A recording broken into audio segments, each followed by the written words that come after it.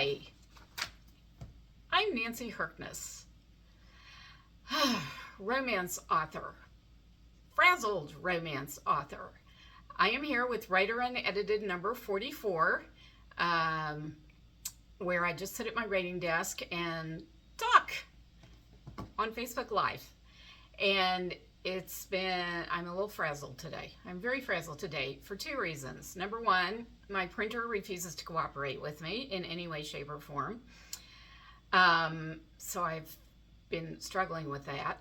And two, what is the other reason I'm frazzled? There's some other reason I'm frazzled. God, I can't even remember why I'm frazzled now. Oh, it's the end of release week. Release week ended Sunday, and I'm still sort of catching up on everything. So, back to what I was saying. I have two viewers here. Please let me know who you are. Say hi in the comments so I know who I'm talking to. That would be lovely. All you have to do is say hi. You don't have to say anything brilliant or fancy. So, the reason I'm holding up this picture, so this is Crumpet. Crumpet, just want to make sure you can see the picture. Crumpet belongs to Alicia at Clarion Paws. Clarion Paws is a cat rescue organization in western Pennsylvania. And Crumpet was a foster fail for Alicia, and you can see why, because Crumpet is the cutest, squishiest, fluffiest looking little cat in the world. And you notice that Crumpet is enjoying sleeping against Royal Caleva Louise, because who wouldn't enjoy sleeping against Royal Caleva Louise? But why am I talking about this? It's Sally! Hi, Sally! So good to see you. So the reason that I'm showing you Crumpet is because I am donating my royalties from all my pre-orders and my first week of release to Clarion Paws. My newsletter subscribers voted for it. They had several choices, and they voted for Clarion Paws, probably because Dr. Darling Daughter nominated Clarion Paws. I'm trying to get up close so you can see how adorable Crumpet is. I think Crumpet is the sweetest little thing.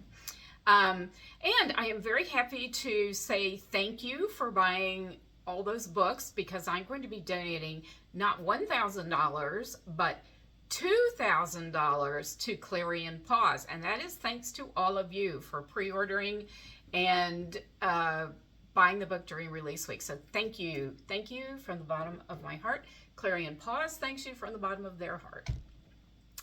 Sally says, reading Louise as we speak. Well, not right this moment, obviously. Put it down to look something up online. And here you are. Here I am, Sally. Yes, I am here.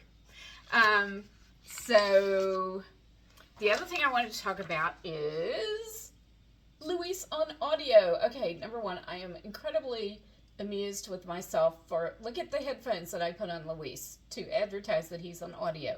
Come on, that's funny, right? Isn't that entertaining? I like my headphones on Louise. That's a graphic I did for Facebook.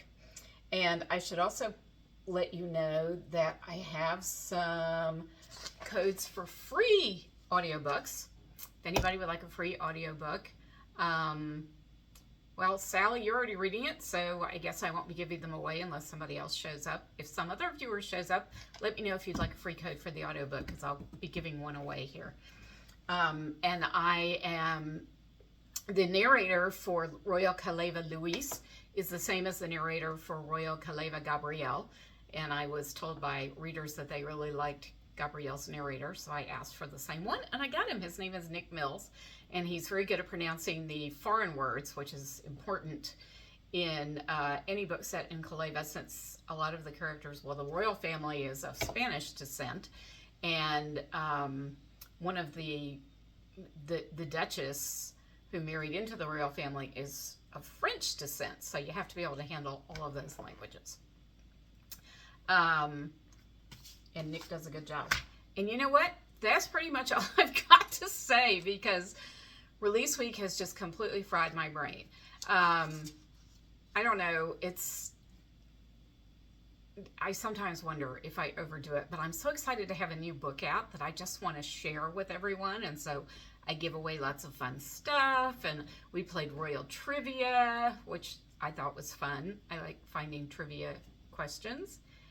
And, oh gosh, I'm sorry. I can't get anything technological to work today. And stuff like that. So What else is going on in my life? Oh, the other thing I've been doing is visiting stone yards because I am finally getting my patio redone. My back patio, which it's sort of this falling apart, cracked cement thing with I also built a deck right out the back door when I renovated the house, but the deck was always meant to be temporary. The deck has now been here for 5 years, and I'm getting a little worried that it's just going to all cave in. I mean, so far it seems fine, but what I really wanted was masonry. So I've been visiting stone yards, which actually I think is fun, believe it or not. I like doing renovations, so except for the dust, but it's all outdoors, so I don't have to worry too much about that. So I've been having fun with that, and just went to one today, and I think I've found the perfect pavers for my patio, called Onyx Natural, I think. Cambridge Onyx Natural. So I'm pretty excited about that. And tomorrow is, of course, the 4th of July, so I hope everybody has fun plans for picnicking, hot dogs, fireworks, whatever floats your boat. Lucky for me, my cats are not bothered by fireworks. Very grateful for that, because poor Brody, you all remember Brody, my golden retriever, who is no longer with us, sadly. He did not like fireworks, but the cats are totally fine with them. Go figure. I have 2 of the most skittish cats on the face of the earth, but fireworks do not disturb them. So that's a good thing. Okay, who else is here? Sally says, you do an amazing release week show. It's exhausting just reading online. Thank you, Sally. Thank you. That's very nice of you. As I said, I'm just excited about having a new book in the world. I only release a new book once a year, full length, and sometimes a novella, and not even always that. So it's a big deal for me. So I try to celebrate it. Lots of tiaras. Went out to lunch with a friend. It was fun but tiring. And Diana is here. Hi, Diana. How are you? Good to see you. So glad you joined us. So I'll be honest, I just don't have very much to talk about. I tried to be organized, but all of my technological things were not cooperating. I finally got the printer to work so that I could show you my headphones on Luis, because I'm sure he listens to audiobooks, right? And the adorable crumpet from Clarion Paws. Diana says, reading Luis now. Ooh, thank you, Diana. I hope you're enjoying it. I loved it. I loved reading it. In fact, I was just doing an online interview thing where I answer questions and I just type the answers in. And it asked me what my favorite scene or chapter was to write in the book, which I thought was an interesting question. I don't think I've ever been asked that before.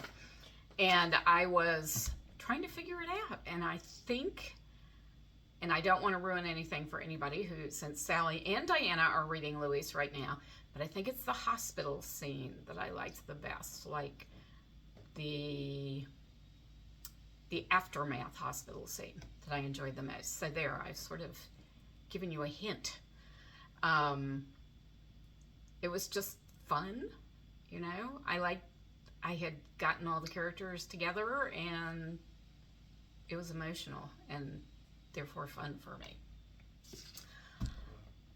And the other article I'm working on right now, again for an online publication, is recommending 5 other romance novels that are about contemporary royalty. And it's been an interesting challenge because I already had 2. So Mariah Stewart's The Head That Wears the Crown, which I've loved, and Red, White, and Royal Blue, which I also loved, but so older books that I knew I loved. But I've had to come up with 3 more, and right now I have on the list The Royal We by, oh gosh, it's 2 people. I can't think of their names now. I'm terrible with author names. And I just finished A Princess in Theory by Alyssa Cole, which I adored. 2 terrific characters in that one. And fun because instead of a European royalty, which is what a lot of romance novels are, it's African royalty, the princess from Africa. So it has a whole different accent, which I loved. And I'm now trying to find one more. People have been very nice suggesting them, so I've got to, fortunately, I have to read really fast because it's due in 10 days, I think. Luckily, I do read fast. So I'm still trying to find that fifth novel, but I have a list now. Diana says, LOL, read faster. LOL. Exactly. Pick up the pace there. Pick up the pace, Sally. Read faster. So that's really about it for me. Does anybody have questions for me? Please say you have some questions. Type in a question. Make my life easy. I'm going to have to edit so much out of the beginning of this video because I was just blithering and trying to get this stupid printer to work. Does anyone else have printer problems besides me? What is it with printers? Why must they be so difficult? I have a Hewlett-Packard, and I have always had Hewlett-Packard printers. I had a Brother once. Didn't love the Brother, so I went back to Hewlett-Packard, and this one is just flaky. I think it's the software. It's just flaky. Sometimes it works fine, and sometimes it is nothing but trouble. The problem is anytime you change the parameters, like you switch from one tray to another or one kind of paper to another, it then loses its little mind and won't go back to normal printing. Obviously, there's some settings somewhere that I'm missing. So the way that I finally got it to print these pictures was to print from a different tray. And now I'm going to have to go back in and fix the tray. Ugh. Sally says, we have HP issues too. And I first thought you had a problem with a sibling brother. No, Brother printer. Oh, so you have HP issues too. Well, that makes me feel better. Maybe I should switch. Maybe I'll try Canon or Brother. But I just bought this printer not very long ago, so I'm kind of unwilling to give it up. And the one thing I do love about it is that it prints on both sides of the pages, because I used to have, I had a very, very old HP printer, like an early home office laser printer, which cost me several $1,000s, but I also bought it in 2003, and it lasted me for a solid 20 years. So, but it was very basic. It did not print on both sides. It didn't collate. It didn't do any of that stuff. And all it did was print. No scanning, nothing, no copying. So finally, it just gave up the ghost. Also, the printer cartridges became so expensive that it was prohibitive to run. So I switched to a newer model, which does all kinds of stuff, except when it won't do anything. So Diana says, I have an HP and it shoots out papers for no reason. Phew, phew, phew, phew. Mine does that every now and then too, just random. It'll just suddenly spit out a blank piece of paper. Why? Who knows? At least that's a relatively benign issue. And Sally says, well, it could be me. No, I don't think it's just you, Sally. I think we all have these problems.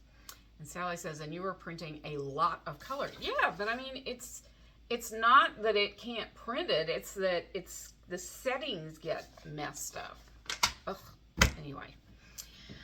So that's me whining about my printer, and I should stop whining and let you all go about your day, although there was somebody else here for a second. But thank you, Sally and Diana, for coming to join me. I really appreciate your company. I am not sure if I'm going to be here next week at the same time. I'm sort of up in the air right now. I plan to be, but things may change. And I just want to wish everyone a very happy 4th of July. And I will catch you sometime soon.